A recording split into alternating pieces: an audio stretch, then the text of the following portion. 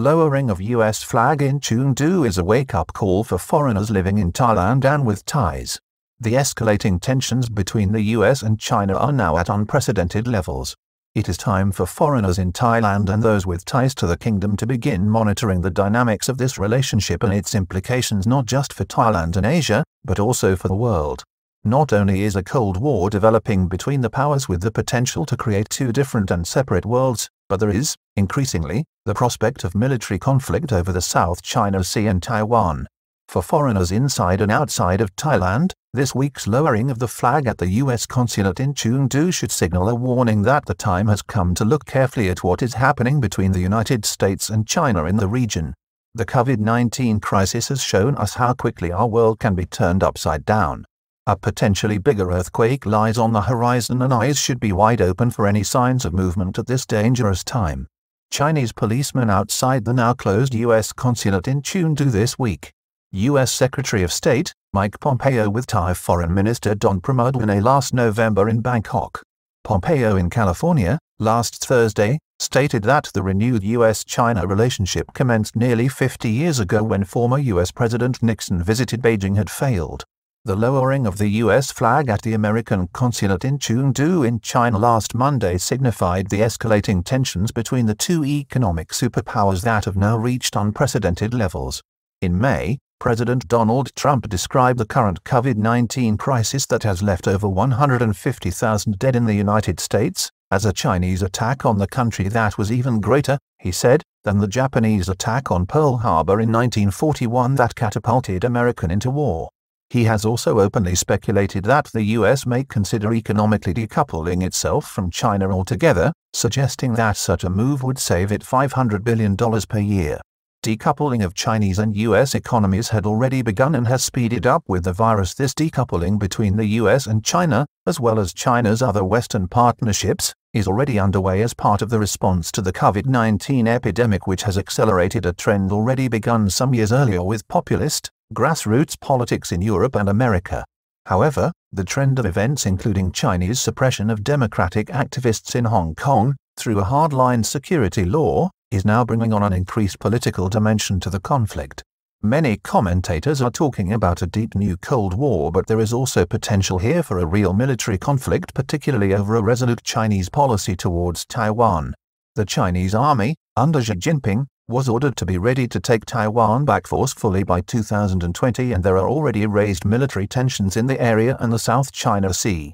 U.S.-Chinese relationship at a historic low. One influential Chinese expert in Beijing has described the relationship between the United States and China presently as the worst it's been since diplomatic relations recommenced between the two countries in the 1970s. Wang Huaiao is the head of the Center for China and Globalization, an influential non-governmental organization in Beijing. This is a research institute that studies Chinese public policy and the trend towards globalization. Mr. Wang is reported to have close links with authorities and top officials. Chinese-U.S. relations are probably at a historical low since China and the U.S. established diplomatic relations in the last 4 decades, he explains.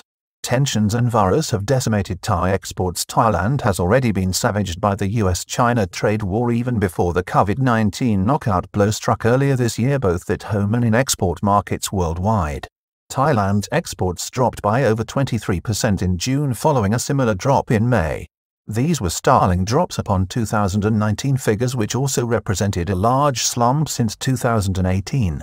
The U.S.-China trade war tore the bottom out of Thai exports in 2019 as trade and supply chains across the world were uprooted as President Donald Trump imposed punitive tariffs and transformed the dynamic.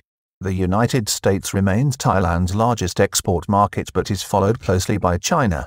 The increased friction between the two powers is raising serious questions about the viability of Thailand's traditional diplomatic policy of hedging between competing, superior powers to cope with what some observers are describing as a surreal situation. Thailand engaged with China as an emerging economic power to such extent that after 2012, its influence exceeded that of the United States since 2000, and as China emerged quickly as a rising economic power, particularly after joining the World Trade Organization in 2001, Thailand successfully benefited from the rise of its neighbor to the north in economic terms. This brought about a situation where the Thai government, going back to the government of Yingluck Shinawatra, has gravitated more to China as it was perceived that US influence in the region was waning. The situation, however, has changed. The US administration, led by Donald Trump, has taken aggressive strategic decisions not just in its trade war but also in its defense posture towards Taiwan, which has alarmed and provoked Chinese authorities. China is now beginning to be seen as more of a bully than a country of economic opportunity. China itself has changed under the leadership of Xi Jinping and has begun to exert its influence across the world. Some observers would even suggest that the communist country has become a bully. At home in China, the Communist Party has exerted its influence not just with the more authoritarian style of government, including its crackdown on Uyghur Muslims in the northwest of China and in Xinjiang province, but also across the vast country where Communist Party activities are now more pronounced even within commercial firms. China is also currently seeing a rise in nationalism with a wave of internal propaganda with its emerging film and entertainment industry, which is being exported throughout Southeast Asia and finding a receptive audience. Anti-US and Western sentiment, in the region, is on the rise among some segments of the population. Surprisingly, among the younger population in Thailand and other Asian countries, there is also pro-American sentiment because of the crackdown in Hong Kong and rising hostility in China towards Taiwan. Closure of consulate in Chengdu follows U.S. decision to close China's consulate in Houston. The closure of the U.S. consulate in Chengdu came in response to the shock closure of the Chinese consulate, a week earlier, in Houston after American authorities accused the Chinese of using the facility as a base for clandestine activities, including efforts to steal inappropriate U.S. corporate data as well as research and development intelligence. The U.S. has long accused China of running an army of hackers from Beijing operated by Chinese security services targeting U.S. servers and intellectual property. U.S. consulate's insignia removed by workers following the lowering of the flag in Chengdu on Monday. The road leading to the facility in the city with over 16 million inhabitants in China's southern Sichuan province was blocked off by security services. Workers could be seen removing the U.S. consulate's insignia and other signage. At the Chinese Foreign Ministry, spokesman Wang Wenbin told reporters that the U.S. personnel at the facility had been engaged in activities outside of their capacity. They had also interfered in China's internal affairs and endangered China's security and interests, he said. U.S. Secretary of State Mike Pompeo called last week for free countries to unite in opposition to China. Late Thursday, at the Richard Nixon Presidential Library in California, the U.S. Secretary of State, a hawk when it comes to China, declared that 50 years of U.S. engagement with China, beginning with the historic visit to the communist country by U.S. President Nixon in 1972, had failed. The Secretary of State said that there was now a clear challenge to the free world to stand up to China and the Communist Party that rules the country from Beijing. Thailand, seen as a mid-sized power, Thailand, diplomatically, is seen in a mid-sized power in the world. It has a vested interest in bringing about a balance between the two competing powers and promoting a multilateral world which works for smaller countries as well for some larger powers such as the UK and the European Union. Thailand has been known to hedge its position, which has seen the kingdom's military forces train with both US and Chinese armed forces, while the kingdom has purchased military equipment from both Chinese and US sources as well as increasingly from third parties. A key part of Thailand's policy is to promote the ASEAN group of nations in Southeast Asia with a population of over 660 million and an economic GDP of $9.7 trillion based on 2020 figures. These are significant numbers. The heightened strain could be seen at the ASEAN summit last November outside Bangkok when the kingdom tried to broker the finalization of the Regional Comprehensive Economic Partnership Free Trade Agreement. Former Malaysian PM last year called for ASEAN to exploit its strengths as a cohesive force at the conference. At least 3 months before the COVID-19 crisis flared up, there was already a hot rivalry between the US delegation and Chinese representatives which overshadowed the meeting.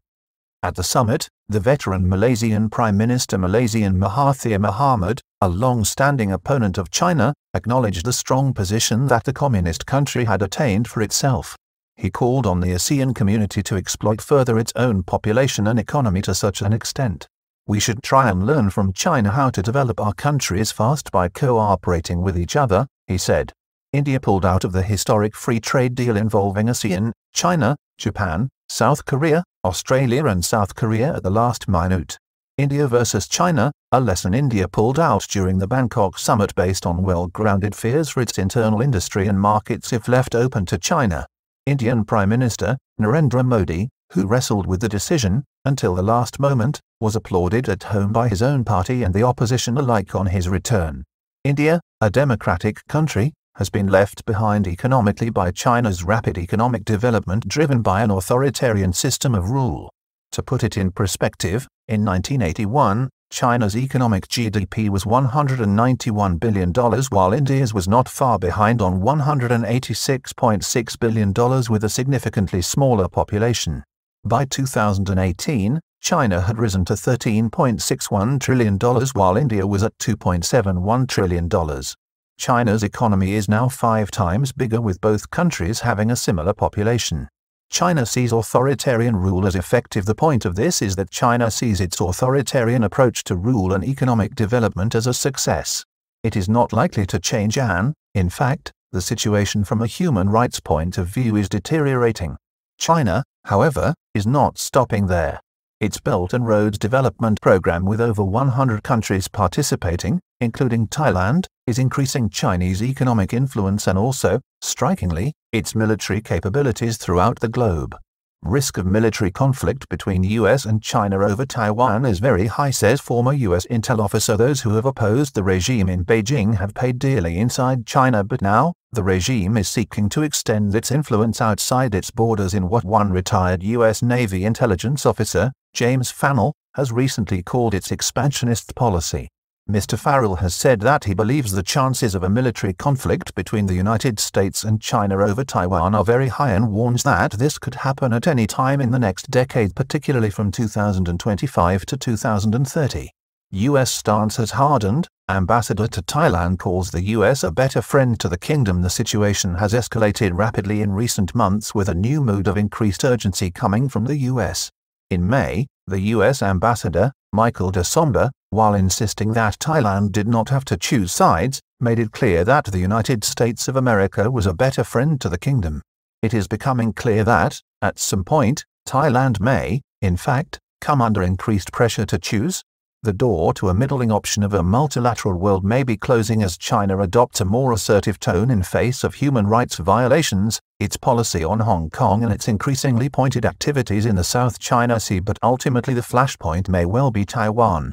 Thai Foreign Minister last September singles out populism and xenophobia as the problem. At the end of September last year, months before a ASEAN summit, the Thai Foreign Minister, Don Pramudwinai, called for an emphasis on multilateral relationships in the world and criticized rising xenophobia and populist policies. While his speech could have been construed as critical of US President Donald Trump, the situation, since then, has moved on. There is now a real acceptance, even among European Union leaders, no fans of Trump, as well as in the UK and Australia, that China and its trajectory, both internally and externally, can no longer be seen as the benign force it appeared decades ago as the global worldview emerged. US election will, of course, be critical. A lot will depend on the US presidential election in November. Some suggest that Democrat Party contender, former Vice President Joe Biden, may be more sympathetic to rapprochement with China. Others say that US President Trump is not driven by values and could well find an accommodation with China. However, the current US president has been remarkably persistent in his outlook towards the communist country. It is one of hostility and suspicion. The COVID-19 virus, as well as the revelations about the treatment of millions of Muslim Uyghurs in Xinjiang and the Communist Party's disregard for its treaty obligations in Hong Kong, have flipped the switch on the world's view of China, at least in the Western world. Possibly a new Thai foreign minister. There is talk that the position of Thai Foreign Affairs Minister, Don Pramudwinai, may be in question in the cabinet reshuffle currently being undertaken by the Thai Prime Minister, Prayut Chan-o-cha. His Excellency, Bansun Bunag, who is currently the Deputy Secretary General at the Prime Minister's office, who is also a former ambassador to Japan, has been linked with the role. Any change will not necessarily be accompanied by a new or even different emphasis in the kingdom's foreign policy. Thailand's foreign policy, in any event, has always remained opaque as it hedges and balances its position between competing powers. Time for foreigners in Thailand to watch this space closely. More unwelcome change may be coming. It is going to become an increasingly more difficult act. For foreigners to Thailand, the COVID-19 crisis has meant a complete upheaval, leading tens of thousands stranded outside the kingdom from their loved ones or homes, with others unable to travel out. The crisis should not have come as a complete surprise, as warnings about the situation were being issued by the media in January 2020 and throughout February as the situation began to escalate. There is now another crisis which may be oncoming, although it may be in the medium term. This involves the deteriorating relationship between China and the United States. It is time to monitor and study this situation, as it can be said, for certain, that it will herald changes in the not-too-distant future.